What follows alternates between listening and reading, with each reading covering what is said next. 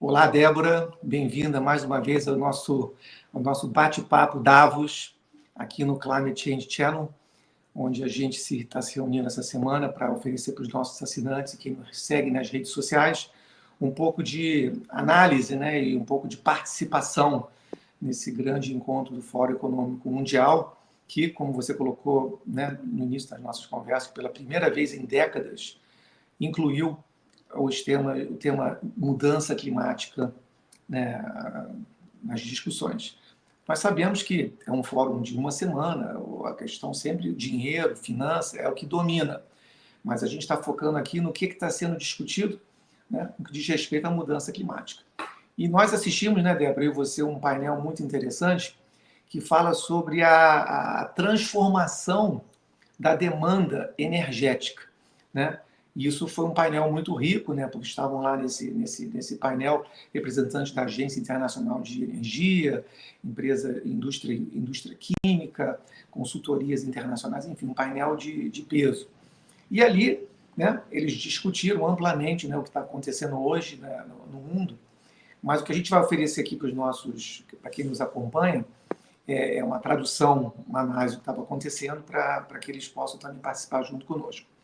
Mas eu queria começar traduzindo esse termo, né, que é a transformação de demanda energética, que, na verdade, é muito interessante esse termo, porque ele é uma etapa que antecede esse discurso muito imediatista e de pressão para a gente fazer a transição, né? A transição é uma mudança, né, do A para o B, mas já existem hoje alternativas para você reduzir a demanda, para quando você for fazer a transição total, você já tem algumas alternativas. Então, por exemplo, colocaram lá na mesa alguns temas interessantes, né, que hoje já são possíveis de você fazer uma transição, mas mudando seus hábitos, como, por exemplo, são 5 pontos que eles colocaram lá.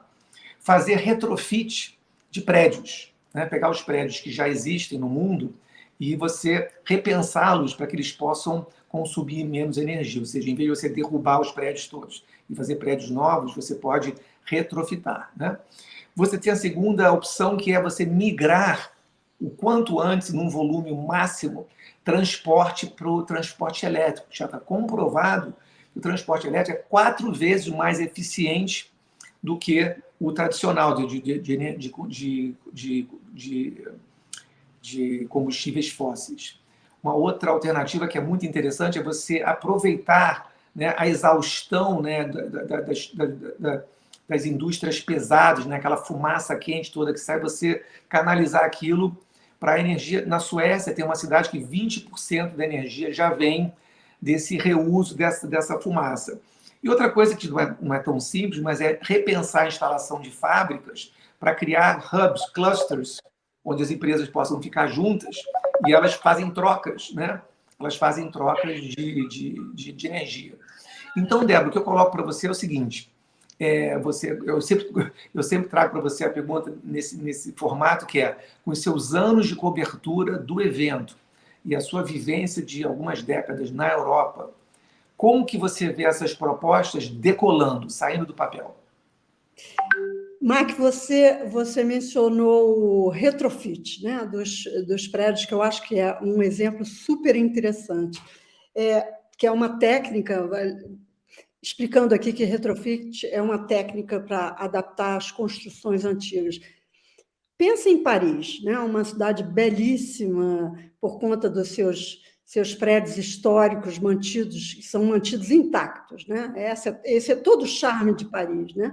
Há décadas, esses prédios da capital francesa são restaurados, são reformados. Aí você pode pensar, mas retrofit não faz a mesma coisa? Será que isso é realmente novo?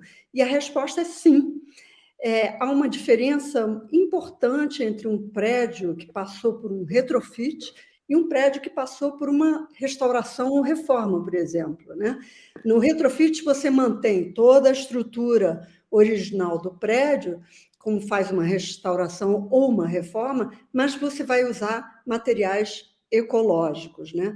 Materiais que podem reduzir em até 30% o consumo de energia e até 50% o consumo de água de um prédio, em muitos casos. Eu li um artigo muito interessante que diz que 22% das emissões de CO2 por ano no Brasil vem dos edifícios, né? Lembrando que CO2 é um dos principais gases responsáveis pelo efeito estufa que está causando as mudanças climáticas. Isso é enorme. O Maracanã, por exemplo, passou por um retrofit e, aparentemente, consegue hoje usar, através dos painéis solares, consegue produzir uma boa parte da energia que consome. O Empire State Building em Nova York também passou por um retrofit. Ou seja, sob o ponto de vista ambiental, melhorar edifícios é um campo muito promissor, né? Mas qual é o problema com o retrofit? Novamente, o problema quando se discute novas tecnologias ambientais é custo, né? Um relatório do UBS, que é o maior banco suíço, calculou que vão ser necessários investimentos por ano de 500 bilhões de dólares no nível mundial para modernizar prédios existentes hoje no mundo. Isso aí por ano. Ou seja, será preciso um enorme incentivo dos governos para fazer isso, né? Então, novamente, a gente recai na discussão de custo, mas, sem dúvida, é uma das soluções mais promissoras. Fórum Econômico Mundial, sinônimo de custo, finança, dinheiro, né? Tudo cai. Mas é importante que esse fórum traga esse debate, né, para pensar soluções. E só para trazer para quem está nos acompanhando, que não assistiu o evento inteiro, o painel inteiro, o diretor da Agência Internacional de Energia, ele colocou que um dos maiores vilões das emissões, né, claro, sem falar do combustível fóssil, né, é ar-condicionado, né? Então, quando a gente fala em retrofit, é repensar a forma como você climatiza, né, prédios, né, prédios grandes, né, nos grandes centros urbanos, né, com as florestas de concreto, é muito complexo. Mudando um pouquinho de assunto, né, a COP28, que aconteceu em Dubai, né, que é o evento que anualmente discute as questões climáticas no âmbito global, saiu um consenso no final, um acordo que os países iam duplicar os esforços para a redução de emissão de CO2, né? Mas aí você se compromete a fazer isso num cenário que a previsão da população do mundo para 2050 é que seremos 10 bilhões de pessoas, ou seja, 2 milhões de pessoas a mais do que a gente tem hoje. Sendo que um número de um estudo mostra que 1 bilhão de pessoas no mundo vivem sem energia. Os confortos que a gente tem de energia, eles não têm. Então, num cenário, né, que você discute, como é que você transforma isso, como é que você coloca isso na prática? Porque a boa vontade, assinar termos, é a história da raça humana, é sempre se comprometer, mas como é que você tira isso do papel e executa, né? Como que você vê isso, Débora? Os avanços virão, assim, há sinais de que a gente não tem alternativa e vai realmente entrar nessa estrada da transformação? Olha, Mike, você mencionou 1 bilhão de pessoas sem acesso à energia, né? Esse é um dos pontos, eu acho, mais sensíveis de todo o debate ambiental que eu acompanho há muitos anos, né? Crescimento econômico depende principalmente do consumo de energia, né? E o consumo de energia é um dos principais responsáveis hoje pelas emissões de gases com efeito estufa que estão provocando as mudanças climáticas. Ou seja, não existe crescimento sem consumo de energia. Agora, que energia nós vamos consumir? Vamos olhar o caso da África, né? Hoje, projeta-se que a Nigéria vai ter uma população maior do que os Estados Unidos, por volta de 2045. Só que o consumo de energia na Nigéria hoje é muito pequeno, é ínfimo, comparado com o consumo de energia dos Estados Unidos. E por isso mesmo a Nigéria é um país tão pobre. Então, se quisermos que milhões de jovens africanos, nigerianos e suas famílias escapem da pobreza e tenham algum futuro, né, elas vão ter que ter acesso à energia. Sem dúvida, a energia renovável é a solução, mas a energia renovável, novamente, ainda custa caro. Então, a gente esbarra de novo no debate sobre custo. O debate hoje entre uma parte norte rica do planeta e a parte sul mais pobre, é que os países mais pobres, como os africanos, estão dizendo, olha, vocês querem que a gente contribua para o combate às mudanças climáticas, não copiando o mesmo modelo de vocês, o mesmo modelo poluidor, energético de vocês, então coloquem suas mãos nos bolsos e financiem a construção da nossa energia limpa. E aí, novamente, o debate esbarra em dinheiro. Interessante, Débora, porque isso nos leva a um segundo ponto, não é uma pergunta, assim, uma consequência do que eu te perguntei, do que você respondeu, porque um dos integrantes do painel colocou o seguinte, ele disse que até recentemente uma montadora de automóveis que está presente em Davos, a média de produção de carro elétrico proporcional ao número de carros que saíam para ser vendidos era 1 em cada 25. Já chegamos a 1 em cada 5. Ou seja, já é um avanço, a indústria automotiva ela já está entendendo que ela precisa ir nessa direção. E no painel, um dos pontos que foi defendido, que eu achei muito interessante, é que não existe como fazer essa transição sem investir. Foi o que você acabou de falar, é preciso fazer um investimento. E um dos panelistas disse o seguinte, que o retorno do investimento para qualquer mudança nesse ambiente é de 2 anos. É de mais ou menos 2 anos. Então, é preciso haver crença, né? A confiança, né? O ambiente político tem que ser, tem que apoiar e oferecer garantias para essa transição, né? E eles dizem isso, que existe muita oportunidade de ganhos. A transição energética pode ser uma forma de você aumentar os seus lucros, não afetando o output, né, da sua a performance das empresas, que, como a gente falou já numa outra conversa, estamos no capitalismo. As empresas precisam vender e aumentar mercados para criar empregos. Esse é o modelo que a gente tem hoje para viver. Então, não adianta lutar contra ele, porque ele vai resistir, porque o dinheiro privado vai resistir à pressão de ter prejuízo ou até de fechar, né? Dado esse cenário, de novo, para a gente tentar fazer assim, chegamos num ponto, Débora, que o movimento não é forte ainda para as mudanças, mas isso sinaliza para nós que assim, estamos chegando num ponto e que em breve, essa outra coisa que eles falaram no painel foi que a inteligência artificial e a digitalização são ferramentas essenciais para aumentar as entregas das empresas e aumentar o lucro. Então, será que nós chegamos num ponto em que é preciso que alguém alimente a convergência dessas tendências para a gente chegar num lugar comum positivo? Sem dúvida. Olha, vou pegar o exemplo dos carros elétricos, tá? Porque isso é bem emblemático do debate atual. Projeta-se, né, que a indústria de automóveis vai ver várias disrupções, para usar a palavra da moda, né, perturbações nos próximos anos. E carro elétrico é só o início disso, né?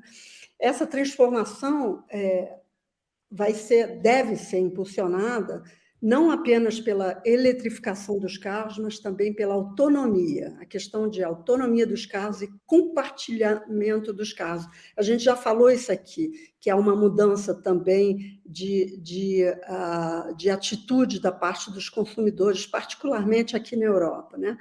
Então, talvez nós vamos ver, e é isso que está se discutindo, muito mais carros autônomos no futuro, né? Não apenas elétricos, mas autônomos. E as grandes montadoras da Europa, eu já mencionei isso aqui no programa, estão também se preparando não apenas para carros com sistemas sem motoristas, mas também para uma mudança de comportamento, né? Em que as pessoas vão cada vez mais estar abertas a compartilhar os carros, ou seja, os carros vão virar verdadeiras máquinas de software, muito computador envolvido, né? Analistas e as grandes montadoras já estão imaginando um futuro com carros robôs totalmente conectados, né? Então, você pode imaginar carros robôs que estão conectados a um centro de controle de veículos numa cidade, totalmente integrados numa infraestrutura infraestrutura de mobilidade das cidades, ou seja, as prefeituras vão estar envolvidas também nesse debate de mobilidade do futuro, né? Então, isso tudo é muito interessante e a gente pode imaginar, nas próximas décadas, formas completamente novas de mobilidade que vão muito além de um simples carro elétrico, como a gente está vendo hoje. A sensação que passa, né, Débora, que a gente está lendo um livro de ficção científica, né? Totalmente. Porque acho que toda geração tem um seriado ou um livro famoso que projeta como que o mundo vai ficar, né? Os nossos assinantes, e quem nos segue nas redes, que é de gerações anteriores, tem aquele seriado dos Jetsons, né, que é de uma família que vive no futuro, que é de 1968 ou 62, se eu não me engano. E ali já está projetando tudo, carros voando, a empregada é um robô, né? Então, esse sonho, né? Eu não acredito que esses seriados eles tinham uma preocupação ambiental, eles tinham uma preocupação de sociedade, de automação, de qualidade de vida, mas esquecendo que aquilo que eles projetavam já estava sendo um benefício muito grande para o meio ambiente. Por que eu estou trazendo esse ponto? Estou trazendo esse ponto porque o que nós vimos nesse painel e nas discussões de forma geral é uma coisa muito clara, é que assim, os discursos são muito bem treinados e não são discursos que não sejam genuínos. Acho que a mensagem subliminar nos posicionamentos, assim, de forma geral, é que, olha, a gente quer contribuir, mas quem vai garantir que a gente vai sobreviver, né? Uma padeirista falou assim, olha, é preciso mais trocas de melhores práticas entre os países. A comunicação e a educação são fundamentais para que você aprenda como é que o Lesoto, né, e o Vietnã conseguiram alcançar níveis de energia limpa de uma forma simples, mas que envolveu o quê? O envolvimento do governo, as garantias, um plano de transição gradual, e não porque essa é outra coisa, né, que eu queria trazer para a gente explorar só um pouquinho, Débora, que esse conceito imediatista e simplista de que as mudanças podem acontecer é má vontade. Não é, né? Porque a gente não muda da gasolina para a energia solar da noite para o dia. A Revolução Industrial nos mostrou isso, né? O tempo que levou para você modernizar fábricas e fazer o carro, por exemplo, o carro nos Estados Unidos, ele não chegou nas casas da noite para o dia. As pessoas ainda gostavam do cavalo, das carruagens, isso tudo. Eu não tenho os números aqui, mas para mim isso é muito claro. Se você for estudar o transporte de cavalo para o carro, quanto tempo levou, né? Inclusive, é curioso, porque lendo para as nossas conversas, eu li uma matéria sobre Nova York, que mostrava a crise sanitária em Nova York por conta dos cavalos e do esterco, né? Aquelas que eles soltam. Assim, você tinha que limpar aquilo todo dia e nem sempre você conseguia. Eu compartilhei isso com uma amiga minha de Nova York. Assim, olha, eu nunca tinha pensado nisso. Uma cidade como Nova York, super moderna naquela época, já muita demanda de tudo, e um monte de cavalo que não tinha lá a fralda para segurar, né? Então é muito curioso. Mas voltando para o ponto principal dessa volta toda, porque assim, eu queria te escutar novamente, Débora, assim, quais são as tendências, né, de governo e setor privado de começarem a conversar para botar na prática você consegue ver isso tomando uma, assim, porque daqui a pouco tem uma outra COP, ano que vem a Davos vai voltar com esse tema, ou seja, se não forem apresentadas soluções práticas e resultados, vai criar um mal-estar, porque assim, tipo, fala-se, nada acontece. Então, eu queria concluir esse nosso papo, não com uma especulação, mas assim, como que você vê, como é que isso vai andar, de que forma daqui para frente, você acredita? Olha, eu acho, Mac, que o que pode, na realidade, mudar o modo de pensar dos governos, dos setores privados, é muito simples, né? No caso dos governos, é pressão dos eleitores, pressão e a pressão do crescimento econômico, né? Seu país quer estar na ponta da inovação ambiental ou quer estar comprando inovação dos países ricos a preços bastante elevados no futuro e ficando para trás no crescimento sustentável? É todo debate hoje, né? E no caso das empresas, o que move é dinheiro, entendeu? Quando as empresas enxergam que podem ganhar dinheiro no futuro investindo em energia limpa, elas fazem, entendeu? Já tem várias empresas investindo numa mudança porque elas estão vendo a possibilidade de ganhar dinheiro lá no futuro. E voltando à questão da educação, eu acho que durante muitos anos, e talvez aqui eu receba críticas por esse comentário, eu acho que durante muitos anos os ambientalistas só falavam dos cenários catastróficos da crise climática, né? Esperando convencer e sensibilizar as pessoas. Eu acho que com empresas e governos, ambientalistas vão ter mais chances de convencer usando a linguagem deles, né? O que você, montadora de automóveis, pode ganhar pensando num futuro de mobilidade mais limpa, investindo hoje, porque isso requer um investimento hoje, né? A China hoje, veja o que está acontecendo com a China, é espetacular. A China é líder mundial no mercado de energia renovável, particularmente energia solar. Ou seja, o país saiu na frente. O país, que é um dos grandes poluidores, um dos grandes contribuidores da crise climática, saiu na frente e já está surfando na onda das renováveis, com várias empresas ganhando muito dinheiro. Então, é isso, você dizer o seguinte, eu estou ganhando hoje, mas eu vou perder no futuro. Então, deixa eu mudar o meu cálculo aqui e começar a investir num futuro mais sustentável. Débora, assim, fica muito claro para mim, eu não sou empresário, não sou um investidor, né, de sucesso, mas fica claro para mim que os empresários, líderes de empresas, de grandes negócios, eles têm um departamento de gestão de risco, né? E essas pessoas ficam muito tensas de tomar decisões que podem comprometer o negócio. Então, assim, é compreensível que haja resistência, e acho que a palavra não é nem resistência, que haja cautela, né, incerteza. Mas o que eu achei mais interessante nesse painel que nós assistimos, Débora, só para concluir aqui para os nossos, que está nos acompanhando, é que a mensagem subliminar foi: há formas de aumentar os ganhos com as mudanças na forma como se consome energia. Se você reduz o consumo de energia e usa energia mais barata e mais limpa, o lucro virá, ou será mantido, né? Mas é preciso entender que na cabeça de empresários isso tem que estar muito claro e confirmado, porque tem os acionistas, tem gente por trás, né?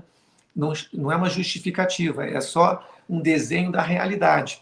Mas eu fiquei particularmente bem impressionado com o painel, que não houve ali uma tendência de vender um peixe para que as pessoas cedam. Está claro que existem alternativas e é preciso começar. Mas junto com a mudança tem que haver garantias, uma boa orientação para não se cair em armadilhas, né? Porque uma empresa pode acabar da noite para o dia porque escolheu, né, a forma errada para concluir num tema que eu sou apaixonado, que é a aviação, né? A aviação, durante muitos anos, fazia aviões grandes e com consumo de querosene super alto. Hoje, os aviões são leves, eles são de material cada vez mais leve, as turbinas são cada vez mais econômicas, e o avião não é para ser grande, ele tem que ser de porte médio para fazer várias viagens e compensar o investimento. Então, houve uma mudança radical do modelo de avião grande, levando muita gente, queimando muita querosene. Inverteu de um lado para o outro. Mas quanto tempo levou para a gente ver as frotas hoje mais modernas, com aviões mais eficientes, né? Então, eu estou trazendo esse exemplo, porque é um exemplo que eu acompanho e que eu conheço. Então, é possível, né? A Boeing e a Airbus, que são as grandes fabricantes, não vão fechar.